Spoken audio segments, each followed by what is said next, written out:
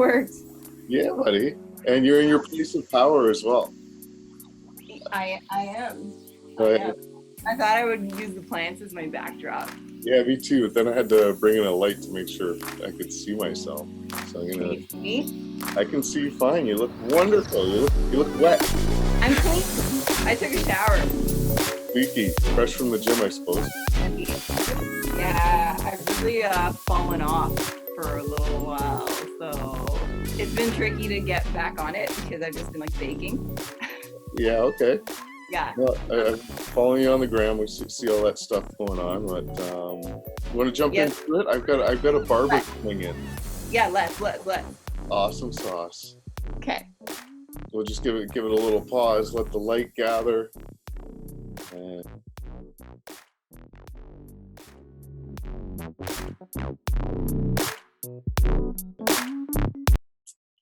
hello, Bob. Welcome. Hey, Welcome to the Spike Off the Water podcast, Landlocked edition. How are you today? Fox. I'm beauty. I'm great. I'm in my place that I love to be by my plants, and you too. I'm good. I'm good. Right on. Well, glad to have you as the first one on our Landlocked edition. My whole idea was just to engage with a bunch of people that are staying home and, not just to let them know that I care, but to find out how you're actually doing. So how's things? How are you? I'm good. I'm good. I really was down that conspiracy rabbit hole for like the first month of this.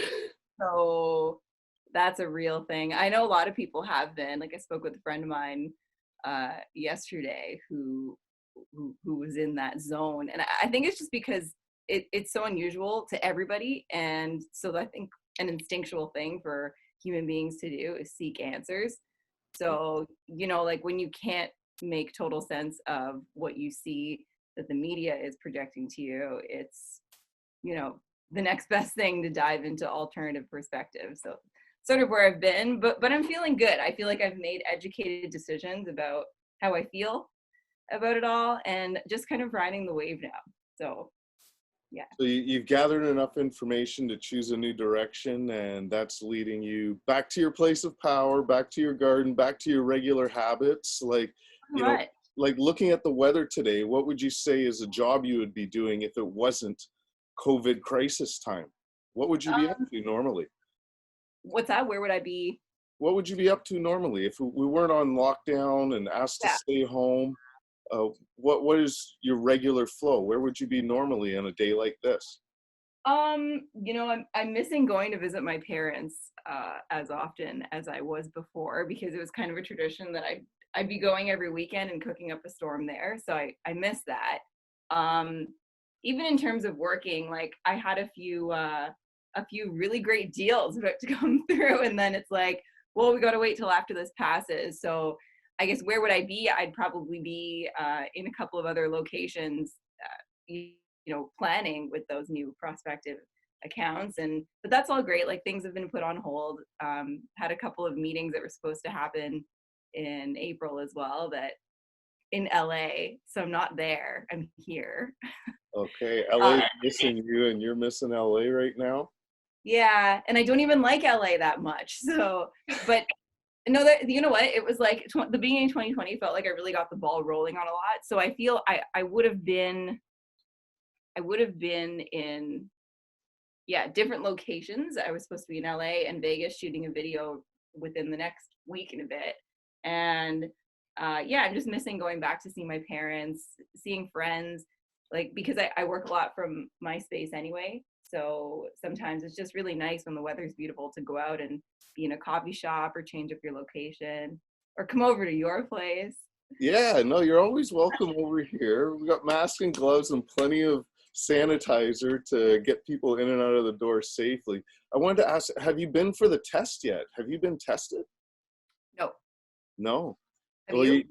no, not yet, but I'm interested in going this week. I really need to know so I'm ready to go back to the boats as soon as they lift the gates. I've heard a little bit on the news about outdoor trades being given access back to their workplaces, and that includes us. Like, we were on the essential services list up until about 3 weeks ago now. Yeah. when it just became evident to the government and the powers that be that, you know, people were not adhering to the conditions saying, stay home, don't gather in public spaces. And a lot of people aren't quite aware that all of the marinas and yacht clubs in Toronto are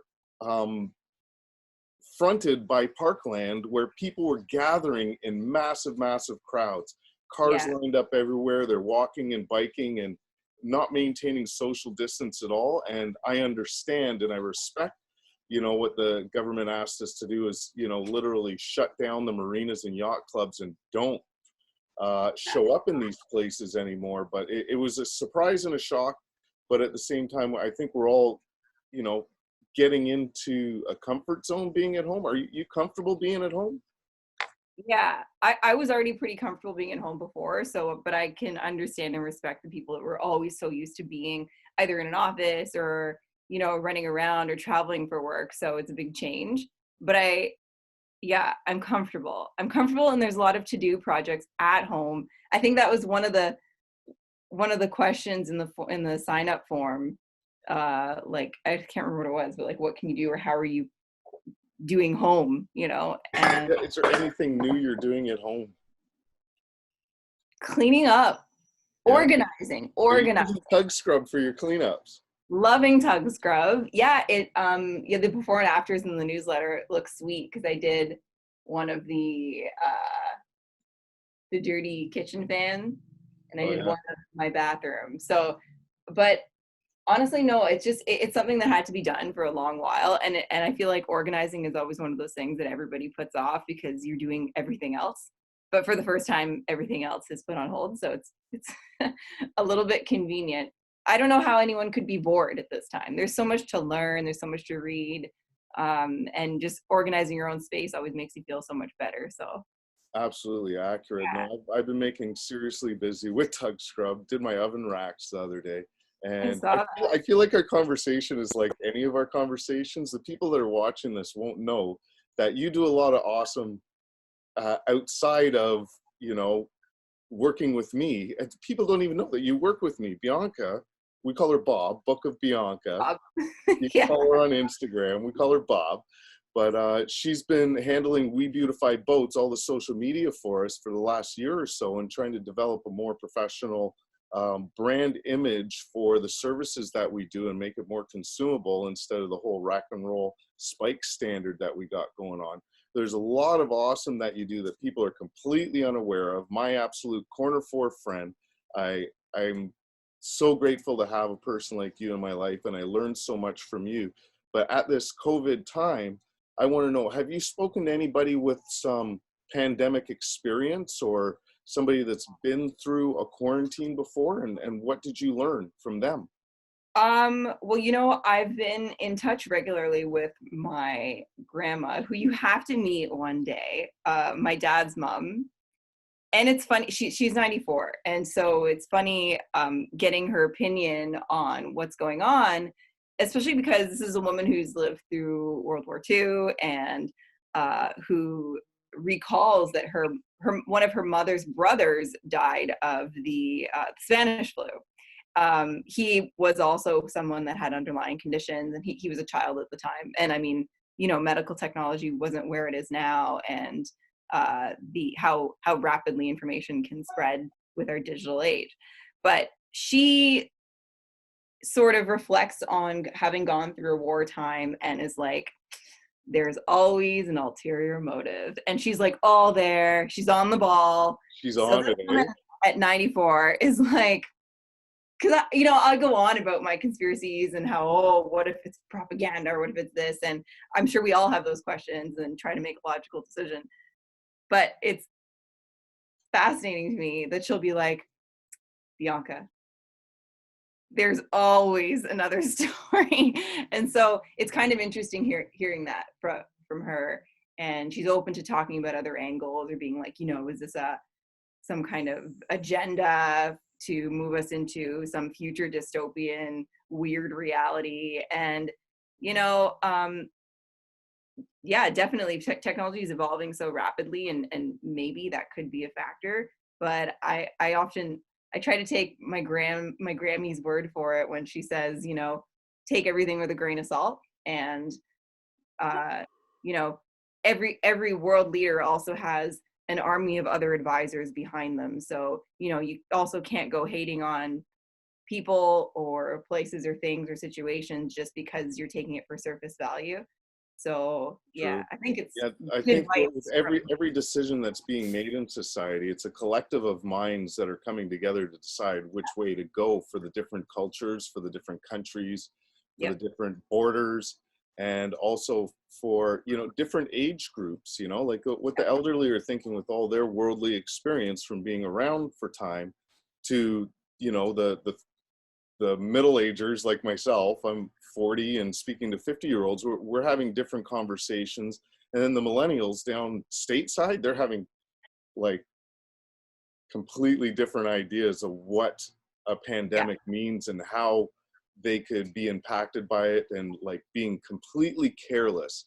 yeah, And you know, I'm really glad that, you know, the border is closed right now, honestly, because there's a lot of people that are fighting for the wrong things.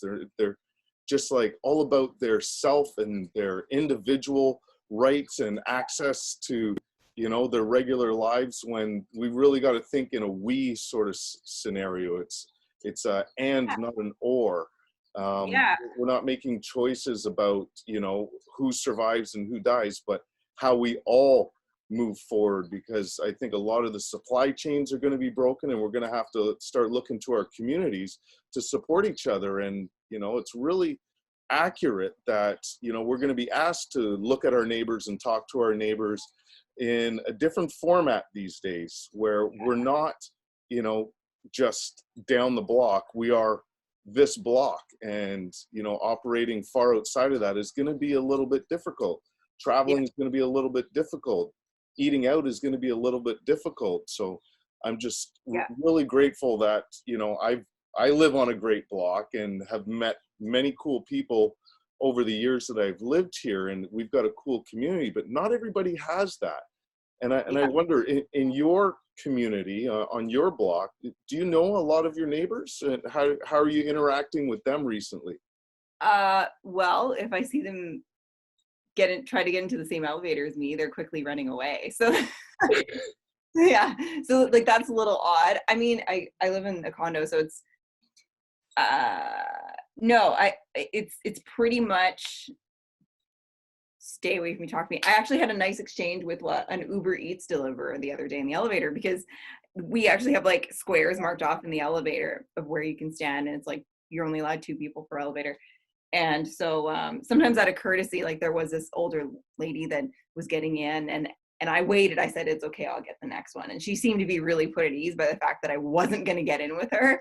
So, you know, you kind of have to read how brainwashed people are at the moment, for lack of a better way of putting it. Sure. And so I think in terms of how I feel about the community, most people, if you walk by, you know, and I think even depending on what generation they're in, will either give a smile or they're running away. So that it's shifted, but I think that in time we can get back to some sense of normality. But what's sort of cool is I'm making new friends on in the digital space, because we can't go out and meet new friends at the bar or at the coffee shop. So I actually met somebody new through Instagram who is a plant guy, and a friend of mine, she ordered some houseplants from him, and then I was just sort of blowing up his story feed, being like, wow, these are so beautiful. And he had a banana plant, and you know me, like my obsession. And so yeah, so he's like, well, listen, like I'm trying to grow my business, and you know, if you maybe post a couple things, like I can bring you a plant because I'm going to my supplier. I'm like, dude, that would be so amazing. I'm like, listen, like I'll bake you shortbread cookies. And he's like, oh man, I haven't had shortbread cookies. He's half British and half Barbadian. And so I was like, well, make shortbread. He goes, man, my grandma used to make me shortbread. So we legit never met. And I baked a thing of shortbread cookies for a total stranger. And he dropped off this yesterday, and Oh wow. this banana plant. And I did a digital trade, cookies for plants. So it was pretty cool. That's So amazing. Just I so no, think anybody that brings some value to Book of Bianca, you're probably going to get some cookies out of it. right. Baking all the time. It's Oh, yeah, amazing. totally. So it's cool. I think there's a different sense of community being built. And for people that, even my grandmother, she's 94, and before her 90th birthday, we decided, because she's all there and like totally all on the ball, and we decided that we'd hook her up with an iPad and teach her to use FaceTime and Messenger, and we got her an email, and she figured it out, and she's fascinated by it. She calls Google the man in the sky. And she has Alexa too, which she's mildly freaked out by, because the first time Alexa spoke, she was like, "Where is that woman?" Who is this woman in my house? Yeah. So, but it's really neat because I'm able to keep in touch with her in her old age, and like that's so intergenerational. And I think there are ways that technology can still help us build community, even in moments that you can't really like stop and talk to your neighbor across the hall. So Well, I think that a lot of the technology that, some of the older generation has been fighting against for the last decade and a half is being integrated into life very, very quickly now, that they want to reach out, they want to communicate, they want to get outside of the four walls that we all exist in, staying home right now. And technology is that path. And there's many businesses, really stepping up and providing technology as a means to do business. And I think more people that are on board with where our world is going. It's a fourth industrial era where the sharing economy is going to manage a lot of what we get and what we don't get, and less of the linear sort of thought and more of the collaborative sort of thought is where we're going, and technology allows us to do those things. So back to boating for just a second. Yeah. I work on the water, and you have a view every time you come out your door of the lake. You're very close to the water down on Harbourfront, Toronto. I can see Porter Airport from or Billy Bishop from the balcony. So what do you imagine boating is going to be like in 2020? What's your personal opinion of boating in 2020? Well, I certainly hope that we get back to it so that we can enjoy the summer. Holy crap.